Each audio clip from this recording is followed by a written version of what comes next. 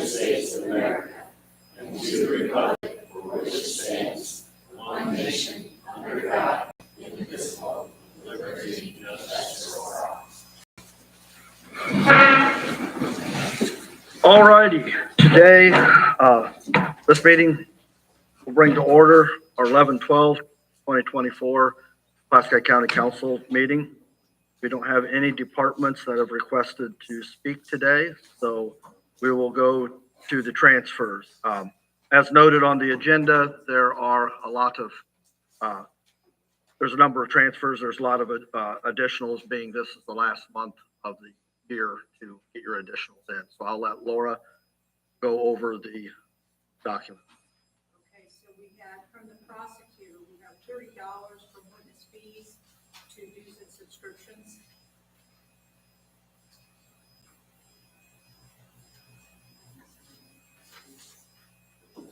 From circuit court, we had $1,000 from venue of judge and $2,800 from pauper counsel to law books, a total of $3,800.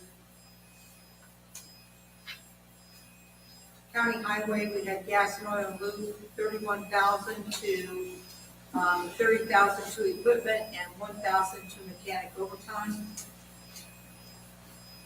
From circuit court, we had $2,910 from salary for court bailiff to $1,400 salary for court reporter and $1,510 for salary for court administrator. From Superior Court, we had $1,680 from postage to transcripts and depositions. Extension, we have $547.74 from part-time to teaching. And that's it for transfers. Can we read the additionals? Yes, please. Okay, on the additional, Superior Court is asking for $12,000 on contracted services. The surveyor is asking for $1,803.51 for drainage board members. IT, $30,000 to consultant.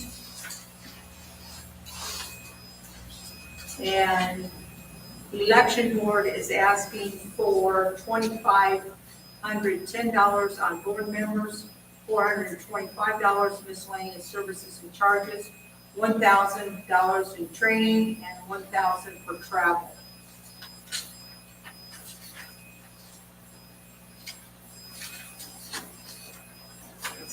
Okay.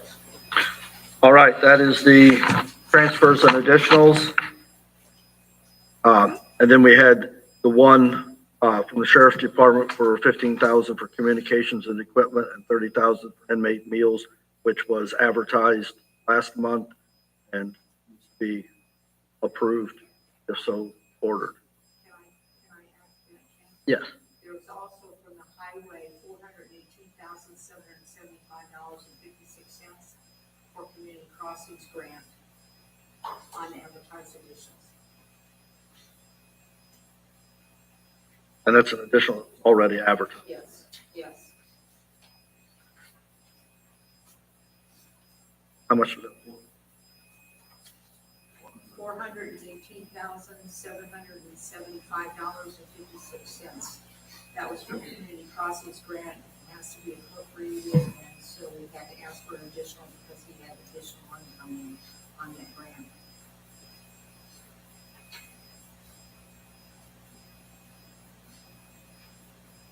I'll make a motion to approve the transfers and the additionals that are already advertised as presented. All right, we have a motion and a second to approve the transfers, additionals, and additionals as advertised. Any further discussion? All those in favor say aye. Aye. Opposed? All right, passes.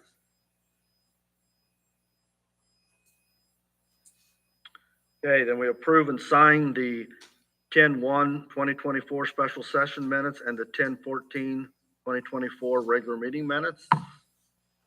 So this month, Want to make that mistake twice. Entertain a motion to approve as presented. So moved. We have a motion. Do we have a second? Somebody over there second? Oh, okay. I thought I heard something. I didn't. Okay, we have a motion and a second. Any further discussion? All those in favor say aye. Aye. Opposed? Passes. We have a wage revision. It is Lit Public Safety, EMS, Brandon DeLorenzo from 2379 to 2018, and Natasha Daugherty from 1903 to 2378. Entertain a motion for the wage revision. I'll make a motion to approve the wage revision as presented. We have a motion. Do we have a second? We have a motion and a second. Any further discussion? All those in favor signify by aye. Aye. Opposed? Passes. I want to take a minute to welcome Natasha to her new position as the paramedic director for the Pulaski County EMS. Thank you, and we appreciate it. Last meeting, there was some discussion about the clerks, I put stipend, but the clerks' pay and stuff and all. There was discussion about the board pay and stuff. And they go back, found in the March minutes that the board pay was approved by this board. The forms for requesting pay for the boards and all. I assume, has anybody turned in any paperwork yet for the boards? But I want to clarify something. The board pay was approved. Voter registration is not a part of the board. Yes, like I said, I left it under that discussion from last time. I probably should have reworded it, but I just wanted to clarify that the board pay had been approved. Discussion about that and what was on it, and that voter registration was not part of it. When do you need the claim forms for us by the boards in order to pay them on time? They need to be in by the 1st of December. Okay, So that we can pay them because we only have 2 pays in December. So we've got to have them in. so do the board presidents or whoever needs to send those in to you have, Well, do they have the claim department forms? heads need to. So let's just take a sample. The PETA Bowl is through the assessor. So the assessor sends the board forms in and says, these are the people that were on the boards, this is how many board meetings they attended, and whatever else they've done, and then that's where the approval comes from the department head. Okay, I guess I'm just making sure today, since we started a new process, do that all the people have their claim forms? They should all have those claim forms. I'm not sure if we've got those online, do we have them? I don't, but I think I can get those online. Yeah, we can get those online. But yes, they should, we have them. If they can't get them, they should contact my office so we can get that to them and they can sign those forms. Do you mind sending them an email and just reminding them that they have to have them out to you, or to you by December? Thanks.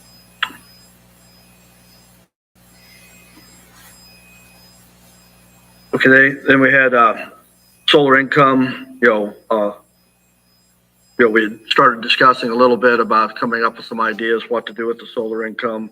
I don't know if anybody has anything at this point yet to add to that topic or not. Did the commissioners hire an attorney yet? I just, The deadline is this Friday Okay.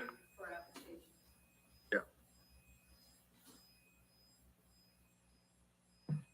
all right, moving on. We've got I'll kind of combine the next two together. First of all, I want to, I had the privilege of getting to be a juror today. We got to sit in Judge Coker's court. I just want to, it's just another moment that you get to appreciate, the staff and the people that we have in this county and how they respond and act with the public and all. And we have, I don't think we say it enough, but we have very good people. I got to work with, or be part of dealing with the staff in Judge Coker's court. And they were very professional, very, they handled everything very well. And I want to make sure that, I think we sometimes fall short on recognizing some of our employees and all. I want to make sure that I took this moment to recognize them, since I had a moment to actually see them in action, not just walk through the office and all. I'm quite positive that Judge Welker's court would be absolutely no different. So anyhow, I want to take that moment, and that's why I think it's important that, that we did a lot last year on the matrix to, acknowledge our hardworking employees, give them some well-deserved wage adjustments. And like I said, I think everybody should have seen the documentation that's been passed out on the part-time wages now. So I had an opportunity to look it over, and I'm hoping that we'll do the same for them. So turn it over to the floor.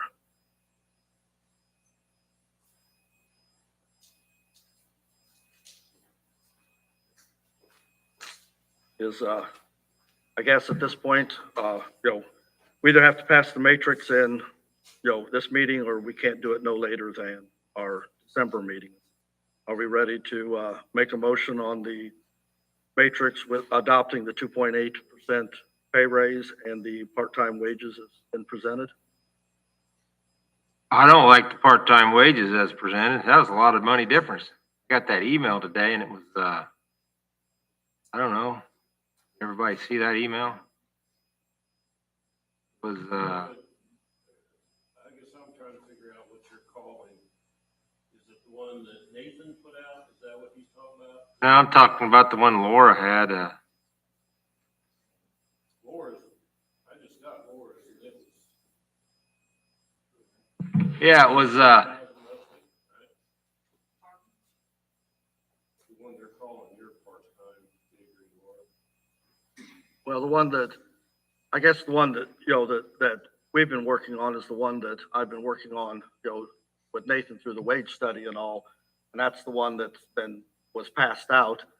And our figures come up to be about 140,000. I know Laura's figures came up a little higher than that, but when we did the math, Laura can answer that.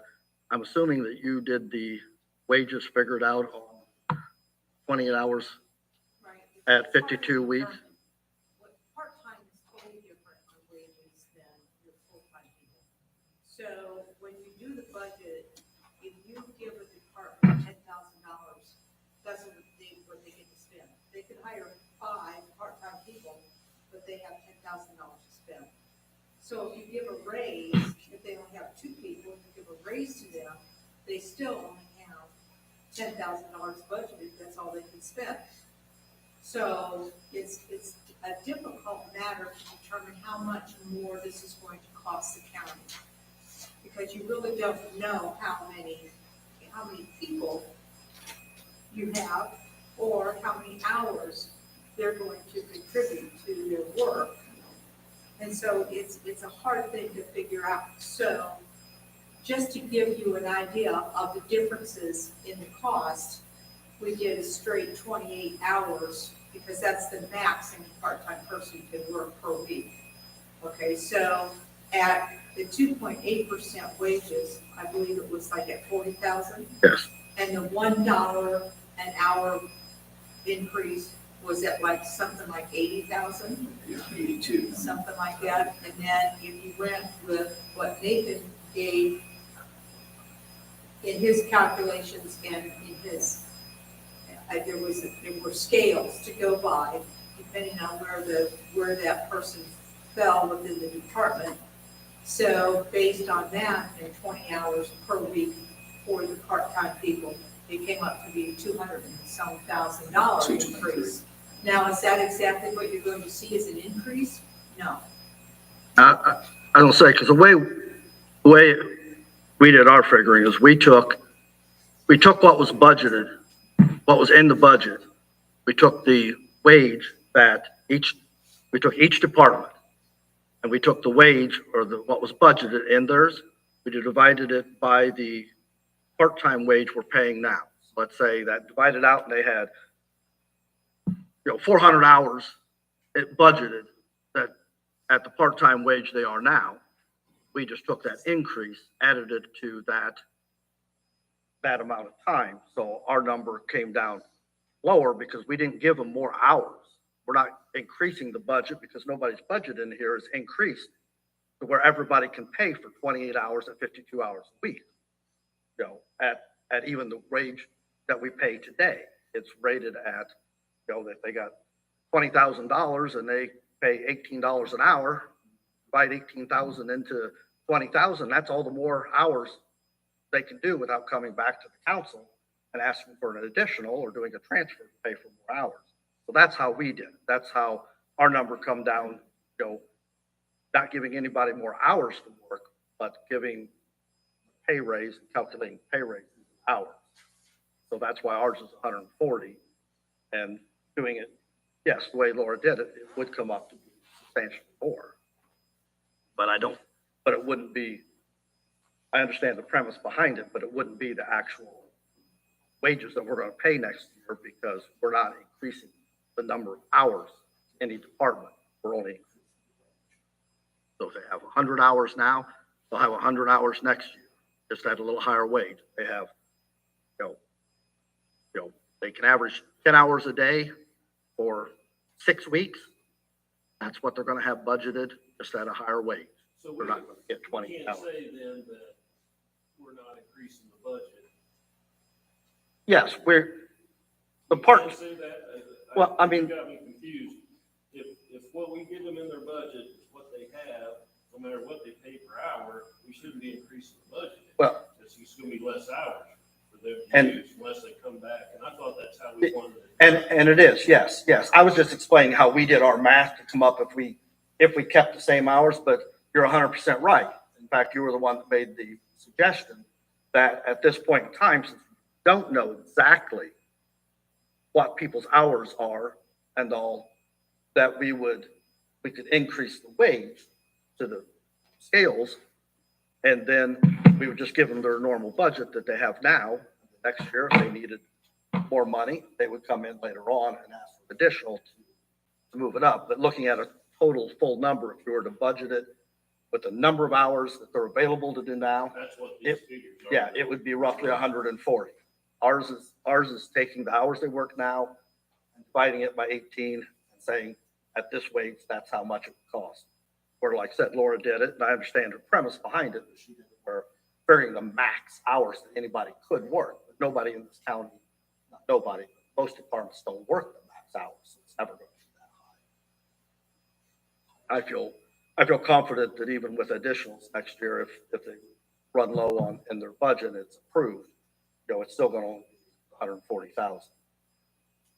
And the council may just have to say, just because we gave you more hour, doesn't mean we're more hourly rate, doesn't mean we're gonna give you more hours. Right. And you have to come on a case-by-case basis and make even why to go over what's budgeted. And I'm sure, because you didn't change the budget, that there will be instances just based on the same number of hours this year with the new wage, but the council may just have to give a warning at the beginning of the year. Be very careful about managing your part-time if you go with this route.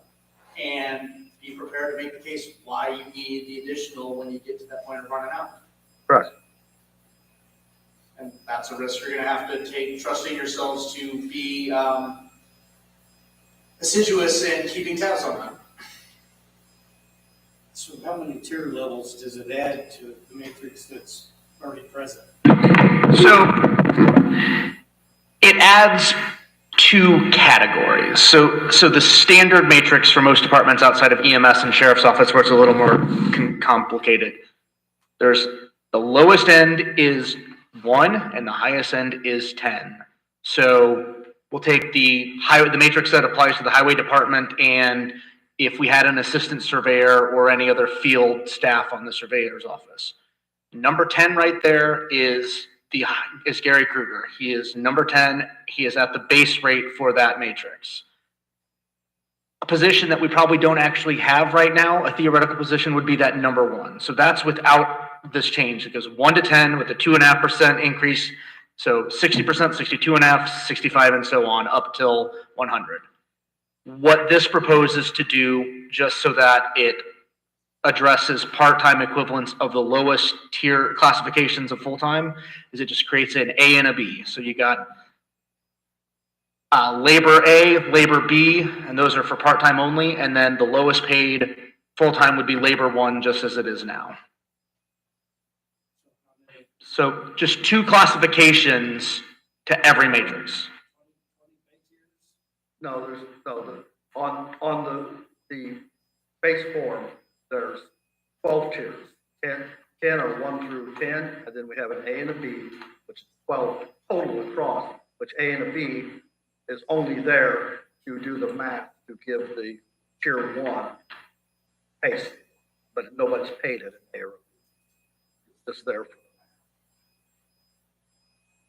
So the matrix 2 years ago had like 26 different pay levels, pay grades, and this got close to 50. 5. Probably about 8 more total, because I think there are, so there's the version, the official version that goes on the website that actually has all the employees listed and is grouped by offices. The sort of behind the scenes matrix, that is the one that I had put together, and then that Jenny Shank had used to update hers. There are 7 matrices in that, and I think 4, maybe 5 of those have the part-time. So if we technically had like 50, if you want to look at it that way, so now we'd have like 60. Just based on the type of trade they are in and what their base rate is for that trade. I think we're making it way more confusing than what it's got to be. I think the work up front is more confusing, but I think once it's in place, all you have to do is say, this is what the full-time is paid, you move 2 to the left, and there's your part-time. And that way, we're making sure that somebody who has a CDL is paid more for having the CDL, just like we do with full-time. It means that we are not paying a patrol officer, a part-time patrol officer, the same thing that we're paying a part-time secretary in my office. And I guess, you know, comment is, that we've made it more confusing. I can say unequivocally, I've been on this council for 8 years, and I can't remember a year we didn't constantly have people coming in, upset, not getting paid enough, asking for pay raise. As for the way we adjusted the matrix last year, we have gone 1 year with relatively 0 people asking, and nobody's come in either complaining that, oh, it's so complicated, we can't pay our payroll, we can't figure out how to do it. Everybody's been paid correctly, and everybody has, department heads are coming in, looking for, can't retain our employees, can't, exception of one, but most of them we have, we've made great strides in. I've talked to, sheriff, I've talked to departments in the courthouse, I've talked to highway, this is the longest on my tenure of being on the council we've ever gone with virtually little interruption because of payroll, pay scales and stuff. So I think there's no doubt in my mind we did the right thing, we headed in the right way. I don't know why we say, well, we did it for full-time employees, now we're going to just leave the part-time employees hang, say we're not going to. Some part of that government, so I think, right? They get The cost of living. Yeah. But didn't the Justice Center, the 9/11, or some of the sheriff department get a part-time raise?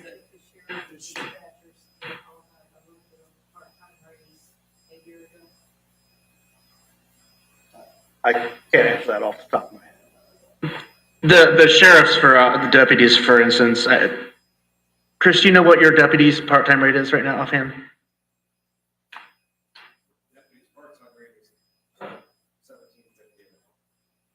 And granted, we're comparing 2 very different communities, but places like Westville, LaPorte County area, they're paying $45, $50 an hour for part-time patrol officers.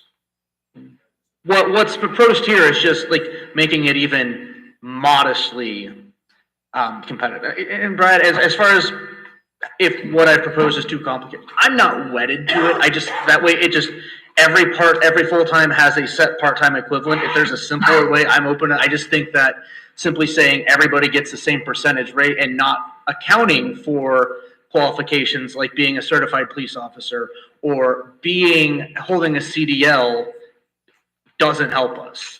Are we going to pay John's people at the transfer center less than? Are we not going to pay them as much as we're going to pay somebody else, even though they have a CDL?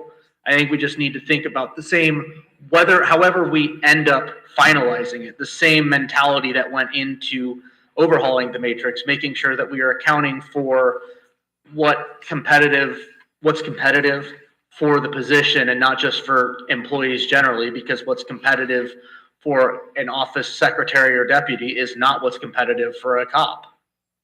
Well, I mean, the other side of that is, there's people at this board that have employees, and there's people in the audience that have employees.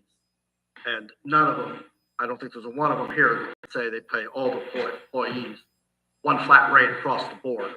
Hey, every job, every place I've ever been, employers pay based on different skill levels. So I think that, yeah, I'm sorry to say yes. I don't know of any that don't, except for us, except the county government. So, but anyhow, I mean, that's my argument as to why I think it's the right thing to do. I'm only one person on the board, so I guess my question still is, does the board feel comfortable enough to pass the matrix and the part-time wages as presented, or do we want to wait until next month? I think we need to wait and investigate a little bit more. Well, I guess I still want to understand, I wasn't in the last meeting, so I'm trying to catch up here. Is it as simple as what Nathan just said, that you move 2 points down in the regular wages to get your part-time pay? That's all. Yeah, I mean, you can do it two ways. You can do it by. I just want to know the one way. Yes. Yes. Yes. Yes. If the sheriff's deputy is paid at 70% of Barney's rate, then a part-time patrol deputy would be at 64 or 65% of Barney's rate. It just moves that, and it's based entirely on the base rate. Like, there's no longevity built into this. It does allow the council to consider longevity for part-time in the future because the same structure could be followed. But for now, yes, you just move over 2 positions. So if one of Laura's deputies is the Comot 2, which is starting rate, I want to say of say 65% of the base rate for that matrix, a part-time deputy is 60% of it. Yeah, so I mean, if you look at the matrix as it's presented and all, if the job position, like this one here, is the professional, administrative, and technology, the PAT. So if that position that your part-time person fell into was the PAT 2, as Nathan said, it would fall into that category. You go 1, 2, and it would fall. That would be, since we don't do longevity, it would fall into that pay scale. If they fell into this one down here, you go 1, 2, and they'd be paid at the lowest rate of that. So it's just moved 2 over, and they're paid at the lowest rate because we don't incorporate longevity. Jeff, It's as simple as that. It isn't hard math. You don't have to sit there and get your calculator out, type on it and all. If they fall in this job category, you go 1, 2, and they're paid at the starting out rate of that next category. There are a couple of exceptions. EMS part-time is not structured that way yet because that is a much bigger issue that the council is going to have to discuss with Natasha and her team. And then, as I had presented it, there's one example where we have a part-time department head, the veteran service officer. And so as I have proposed it, the same would work, but instead of at the bottom of the pay scale, it would be the top of the pay scale because every other department head is at the top of their tier. So like I am at the 20 plus years of my tier, and Carla is at the 20 plus years of her tier, and Barney is at the 20 plus years of his tier because we are, for matrix sake, the department head. So the veteran service officer would, if he were full-time, would be at the top out rate for that, which I think is COMOT 4, so he would be paid at the top out rate of COMOT 2. But everyone else, it's at that starting level rate and bumped over to the left. Well, I'd like to know what it's gonna cost, how many hours they work, not this 140 to 240,000. I mean, I had to pay my county taxes today, so I'm still kind of burnt on that. So I think if I waited a month, I might not be so burnt on that. Like Ken said, the numbers that I put together when I said 140, that was based on the assumption that the hours budgeted for the county across all departments for part-time stayed the same. That might, for whatever reason, especially the sheriff's office or EMS could be an exception where, you know, if we have somebody deployed and we have to bring in a part-time for a lot more hours, that could bring it up. If Laura has somebody go on maternity leave and has to bring in a part-time a lot more than normal, that could bring it up. But if the number of budgeted hours stayed the same, it would be closer to that 140. If everyone ended up working 28 hours a week on average, like Laura's math suggests, it would be closer to that 230. So I think in part that may come in, like I was saying, to where the council puts its foot down and say, look, we are not going to let you exceed a certain X number of cumulative part-time hours for this year. I've been here a long time, I haven't seen that happen yet. I'm just saying you have that power. So, and maybe it's in the middle, maybe it's like 180. Not gonna happen though. It's just gonna depend on how you are with additionals when they start running out of their part-time appropriations. So right now, our budget is only set for the same number of hours that we approved. We didn't increase it. So if, Jeff said, if we say we go, right now, we're not increasing the budget at all. We're increasing the pay rate, but we're increasing the pay rate, but we're not increasing the hours. If you don't increase, you know, I don't want to say, when what they have budgeted now, you know, the office has, right, if they have $20,000 budgeted now, they have $20,000 to spend at a higher rate. And actually, you're cutting their hours until they come for an additional. Right, and then they have to come in front of the board for an additional, then it does, I mean, it comes right simply down to how strong the board wants to be and how they feel on a case-by-case manner.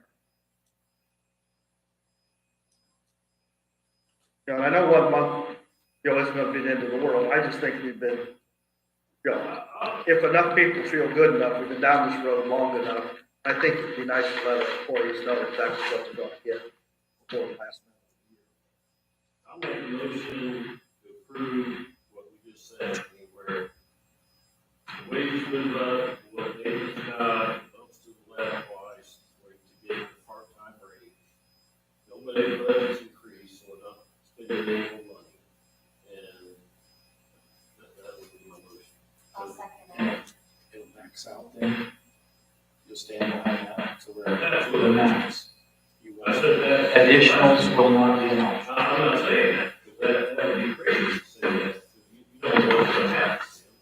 But I would urge department heads that are sitting there, that they better have a really good reason, not that, well, it's short hours because you raised the part-time rate. Yeah, like I said, Tim, it might be another deputy is deployed and we either don't have two road or we have to bring in part-time and run that up. All right, well, at this moment, we have a motion and a second to approve the part-time wages as we presented them in the meeting. Is there any further discussion? I just don't like, we don't know the numbers for sure. I can understand why. You know, you can't kick it forever. I guess what numbers doesn't understand, Mike, is Well, we get numbers from Nathan, we get numbers from Laura. I just like to know the numbers for sure, you know. I think it's hard to gauge because our part-time people everyone work the exact same hours in every department. So like in one department, they might work their 28 hours, but in another department, they might work 10 hours one week and then 15 hours the next week. So how do you gauge? It's hard for us to gauge that because you have to be consistent. So I think that's the difference. Right, just think it's like that, then, you know, you also don't have to pay benefits. Right. Department heads would be willing to kind of gauge that to where they could surely slow down part-time help if they see those going over. How many part-time employees are there? There's about 120 full-time employees. We write checks for about 100. We write about 160 checks per pay. So part-time is the difference. But we have many more part-time people than that. We're just not paying them all on the same pay. Yeah. Is that- Yeah, like the treasurer's office, you guys have people come in just for. And I think Holly once said that she's got a couple of people who might only work like 5 days all year, but if her whole office goes to a conference, one of them comes in to keep the office open.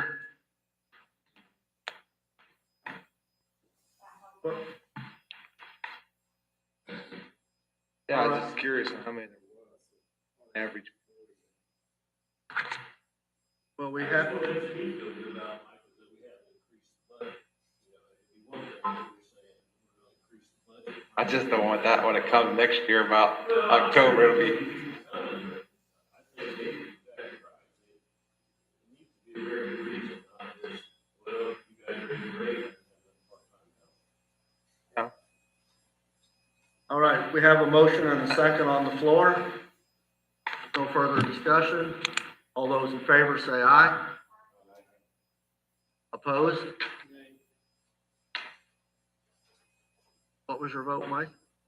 I don't know. I didn't vote. That it passes with or without my vote. If two people are abstaining for some reason? No, you gotta vote, Ken. You have to have a majority of the full board, not a majority of the voting Yeah. board. You guys, everybody has to vote. There's no reason to abstain from this unless you have some documentation filled out that says you can't vote on. I don't believe that. I'd call a bull on that one. So you can just not vote if you don't feel like Yeah, it? you can abstain whenever you want. We'll have to get us a lawyer now. So you're, I guess if you guys are refusing to vote then?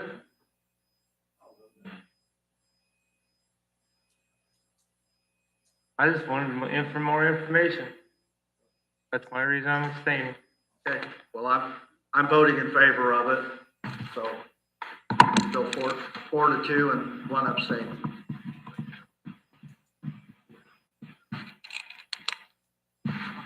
Do we want to go ahead, because that was for the part-time wages, do we want to pass the adopted matrix with the 2.8% pay raises like it presented to be used?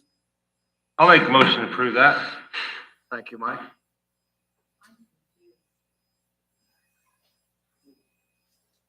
Approve the 2.8 full-time.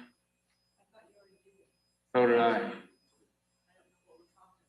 Are you saying that for the matrix? Yeah, we have to approve the 2025 matrix has to be approved by the last meeting of the month.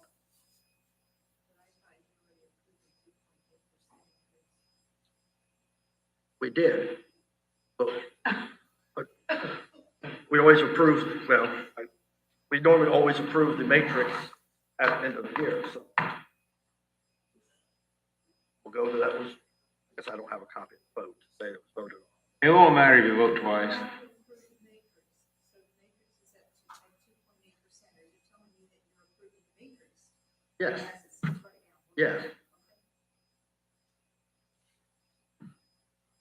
Give me a second, I'll say. All right, we have a motion and a second. Mike did. We have a motion and a second to approve the 2025 wage matrix as presented. All those, any further discussion?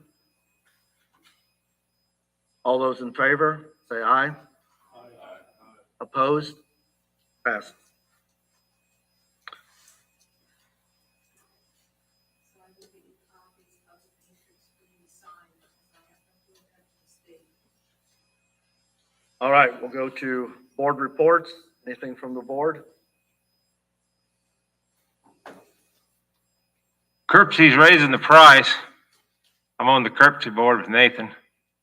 We're gonna raise the price to 90 cents per person. That's not happening. Curbsy is going to be increasing the fee it charges for grant administration. So if we go to them and say, hey, we want to build a new ambulance station, will you write a grant for us? And we get it, they're going to increase that from 5.5% to 6.5%, I think. What Mike's talking about is that we are having conversations about increasing our per capita rate. So a small portion of Curbsy's budget is basically the membership fee from its 8 counties.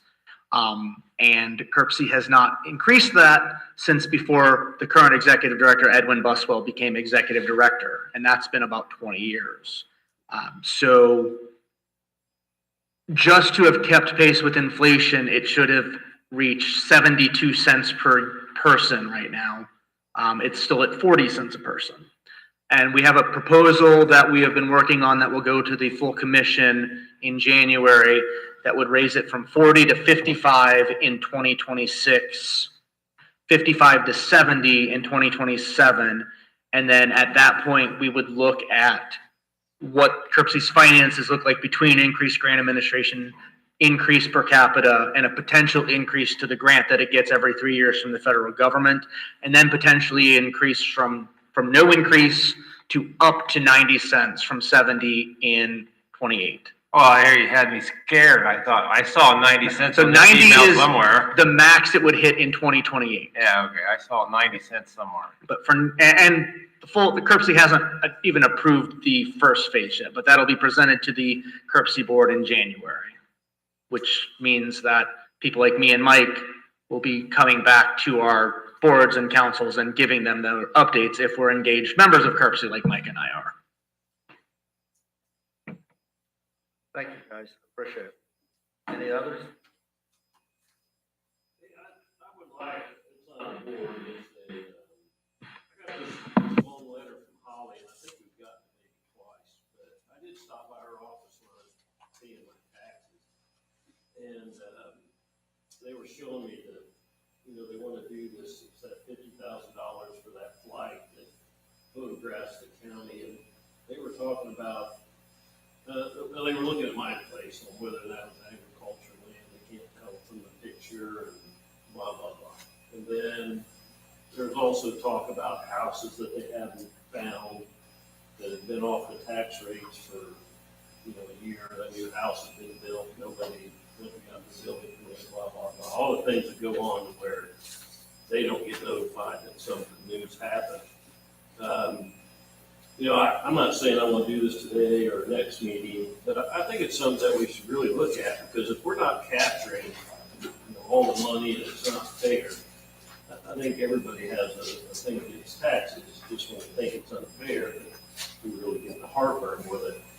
And I don't know that you could make it much fairer than, this flight taking a picture of the county that would show all new buildings and any new changes or any of that. And then, once they get that second flight, the computer program compares those two pictures and absolutely finds almost every one of them, I would think. And so I really think that's something that I'd like to look at next year for the assessor's office to have that, because I think it would bring in, more tax money, and it would be fair, because everybody would be getting taxed, and there wouldn't be these buildings slipping through, or somebody's tore something down, and, they would find that stuff. And then I think it'd be worth maybe even to have Holly come back in and to explain, because one of these, it might have been either Hendricks or White County that has a letter here. They say several hundred thousand. I don't think that's gonna be us, because we don't have these tax bases maybe, but, you know, if it saved 25,000 of the 50 that we put into it, and then it, you know, found other changes and stuff. I just think it, to me, it's probably something to look at. And I wanted to bring it up. I know she gave us a big letter when she come to me, and I got this one in the mail, so I'm assuming it's a different letter. I just wanted to bring that up, and we could have a discussion about it in the next meeting or sometime in 2025. I think it'd be money well spent, so. Thank you, Jeff. Any others? All right, we'll go to public comment. Any comment from the public? I just had a question for clarification. There was a motion on the additionals needed advertised. I thought, Mr. G, that you had said just the transfers and the additionals already advertised. Did you include our 12,000 for Superior Court? Yeah. Oh, very good, thank you. All right, no public comment. We will adjourn our meeting for 11/12/2024. Thank you.